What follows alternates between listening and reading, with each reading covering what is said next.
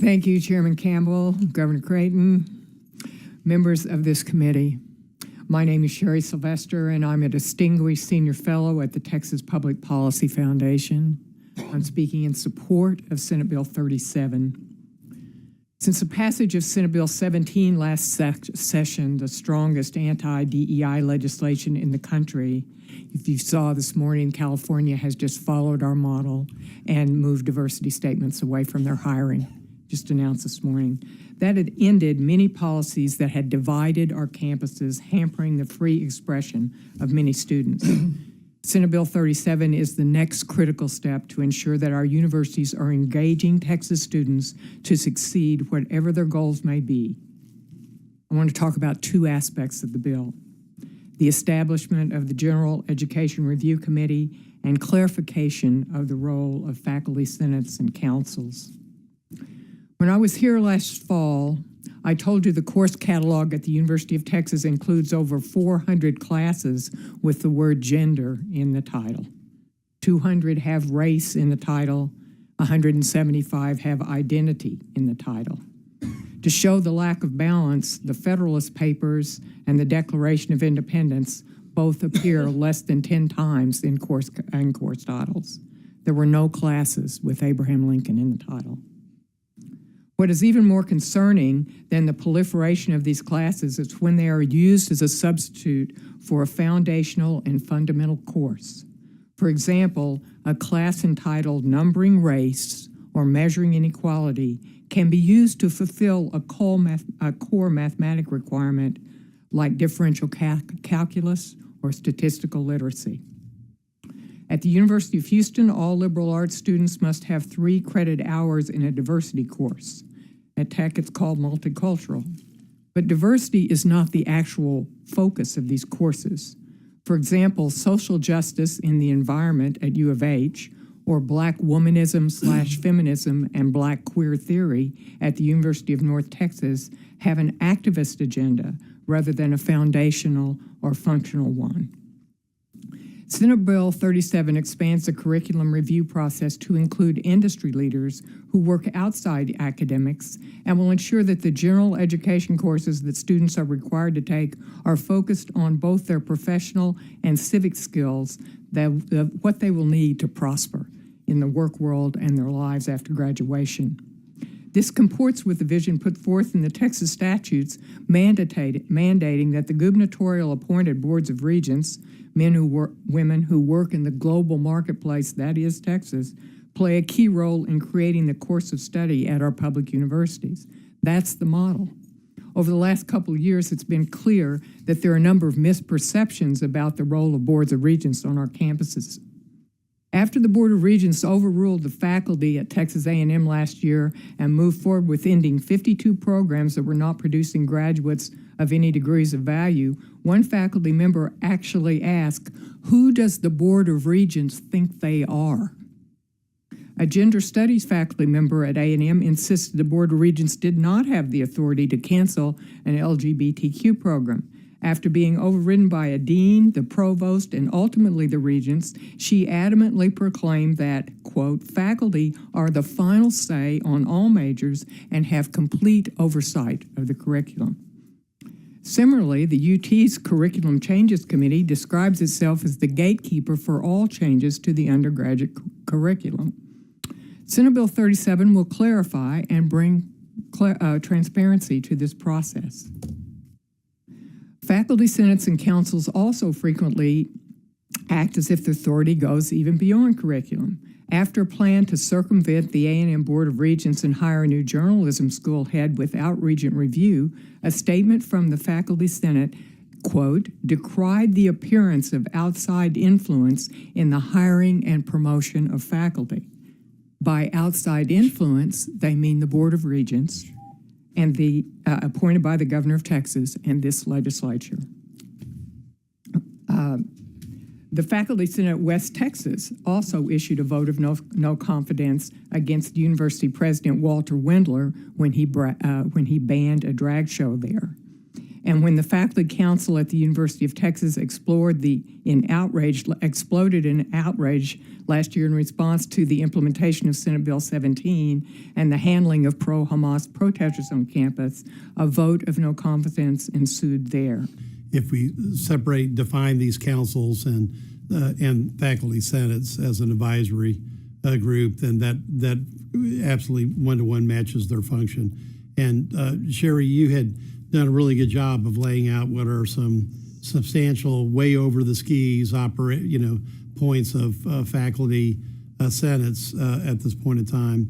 And there's, at the end of the day, if those examples didn't lead to anything being resolved constructively, did they, Sherry? No, I think, but what you find on the campus, I think you're probably going to hear a lot today. I think you're probably going to hear a lot today about the importance of academic freedom. And what we find on the campuses and in the voices of the faculty senate, and as Dr. Butler said, you have the latest fire survey, which has been out only about a month, showed that about 40% of students in Texas universities, it's almost half at UT, do not feel comfortable saying what they believe, either in class or among their friends. Among the faculty, only 17% of the liberal faculty feel uncomfortable speaking their mind, but 55% of the conservative faculty don't feel comfortable speaking their mind. And 20% of the entire faculty made the statement that they do not believe a conservative would be welcome in their department. So we have gotten to a place on our campuses where we have shut down academic freedom. We are a state that is blessed with many things: oil, great barbecue, and diversity. And diversity is one of the things that we really value here, and yet we've got the Texas value, the Texas culture of everybody says what they think. You get to speak your mind, that's being tamped down on our campuses, and our faculty senates are not adding to that. The faculty senate most recent vote of no confidence, which is a big media story, that was not a majority vote of confidence by any means.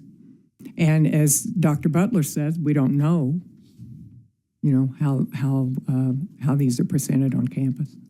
Well, I think that the overall direction that we're headed is to try to segregate these functions into the appropriate silos, and a faculty center or faculty council as an advisory institution is an appropriate use, and then having the institution itself make the decisions is really an important segregation of this. Now, your stats on people what they feel on their ability to speak are really quite stunning, and they're not positive.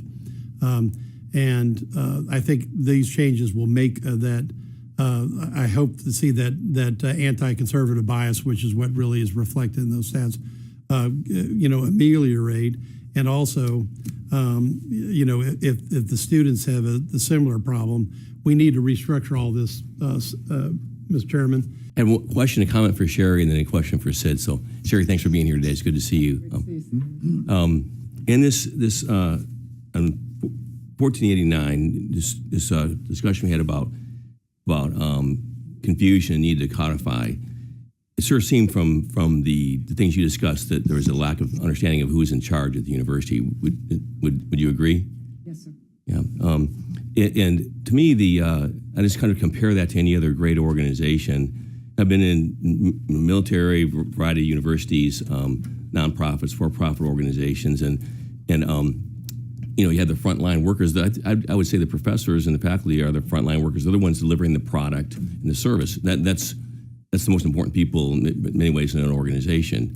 But do you know any excellent organization that actually delivers on its mission, where the frontline people don't understand that, seem to think that they're in charge somehow, that they don't have accountability to leadership. Is that a question? No, it's just a. Sherry, would you use the microphone, please? Is that a trick question? Because I suspect at the U.S. Naval Academy, there's a pretty clear understanding of the faculty, which also has people involved in the mission. Well, yes, and I don't mean to make our universities into military institutions, Right. and that's a kind of a. Well, and I didn't mean to No. belittle. No, but you're belittle your right. question. If you look at organizations that are very focused on delivering their mission, there's a clear chain of command, and I think that's obviously true in the military. I'm not saying that our university should be militaristic, but any place I've ever seen that was a successful organization did have something like a chain of command where it was clear who was in charge and who was accountable to whom, whether it be a corporation or nonprofit or any organization. It's excellent. Would you agree? Absolutely, and I think we're looking at tradition, but also the vision of the founders, the people that wrote the Texas Constitution and the statute. We've got this tradition of an ivory tower, and that our universities are insulated, that they live in a world that's insulated from the rest of us. But when the people of Texas decide to invest billions of dollars in universities, they do that so that they can send their children in to be trained to be good professionals, good citizens, and to prosper in the world. And they definitely, because they're making that investment, they want to say, we can't have an insular institution that's not part of the larger Texas conversation. So Senate Bill 37 really clarifies, as Chairman Creighton says, puts up the guardrails and says, yes, of course, we want the advice of the faculty. We've got some of the experts on dozens of topics, millions of topics. Of course, we want their input. But we also want input of people like Dr. Tice, who are working in the business world and have to deal with those graduates coming out and want to make sure that they're ready and that they know differential calculus and comparative statistics. Yeah. Thank you. Sylvester, I just wanted to ask you, as part of these core curriculum review committees and the necessity of making sure they lead to degrees of value in the curriculum we would all expect to help a student finally find opportunities in the workforce that are meaningful. Help us with an idea of how many courses are eligible to satisfy an American history core credit at a single institution. There's examples of many different courses that you mentioned that are offered, but how many of these really are necessary to lead to a degree of value? And what have you seen along those lines? If you could grab the microphone, please. Yeah. I always forget. There's some debate, Mr. Chairman, that maybe we've got 42 in code now, 42 courses, right? And some of the experts think that's too many. So that's one thing that we may need to look at. But I think the problem is what Dr. Butler is talking about is the distortion of what's in the core. So we say, as a legislature, we want you to learn how to communicate, and here's some things you need to know in terms of writing. We want you to learn how to be able to calculate. Here's some things you should know in terms of math. So very basic what we lay out. But then, as Dr. Tice has said, then there's 700 courses that might fill that requirement. The one that I mentioned, numbering race, which would be an important thing to know, but it's not in the same level of a basic skill as differential calculus and comparative statistics. And so I think we need the whether we make our core a little smaller, go from 42 to 30, that's a decision the legislature can look at. Well, there are many universities and systems looking at exactly that, tightening the core, as you mentioned, closer to 30. Closer to 30.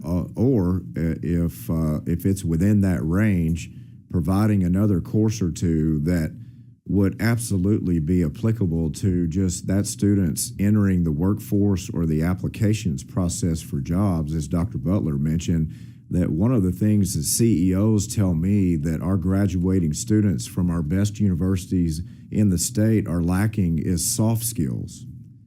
They have absolutely no idea how to handle themselves professionally if they continue to hear content or feedback that they don't agree with. They sit and laugh or scoff or roll their eyes or react in a way that is, they're going to get rolled later in life, absolutely rolled, when they handle themselves that way in an environment where people have, there's a hierarchy of leadership, and they're going to continue to hear what they don't like, or shaking hands, or not looking at their phone during an interview, or just simply saying, what do you mean by I need to be here at 8 a.m.? Do you have something available at 11? These soft skills that are lacking, our CEOs are telling us we need to incorporate, an understanding of integrity, competence, work ethic, those expectations tied to it, the Western values that you were talking about that are fundamental to our nation, right? And those soft skills to teach a student what is the workforce in an interview even going to expect of you? Because if that student has 15 interviews and doesn't get hired, and then they pivot and blame the university that they just exited from with debt, and they have no clue whatsoever on even how to conduct themselves as a professional, the only blame is in the mirror, because those things are on Google. They're free. So Sherry, Ms. Sylvester, what do we need to do to tighten up on these degrees of value to save students money on getting to that core set of classes quicker and have a curriculum review process that leads us there? I think your bill it's the start. It's the right direction. If we can reevaluate the way that, or recalibrate the way that we look at the core curriculum, bring in outside people who have worked in the field, and then they're at a table with the academic experts. Take a look, sort through those hundreds of courses, and Dr. Butler's got some pretty alarming lists of the kinds of courses that have snuck their way into the list. But just step back and again look at what do you need to succeed in the world. I wanted to say I heard a funny story. I heard a smaller private university in Texas say recently that one of the things that they teach at their school is to tell students how to make a cold phone call. So they don't know how to make a cold phone call. And one of the things that I said earlier, I think is really important if you're hiring, if you're accustomed to being in situations where you can't say what you think, how valuable are you to an employee? You've got to be able to put it out there if people disagree. It's a great comment.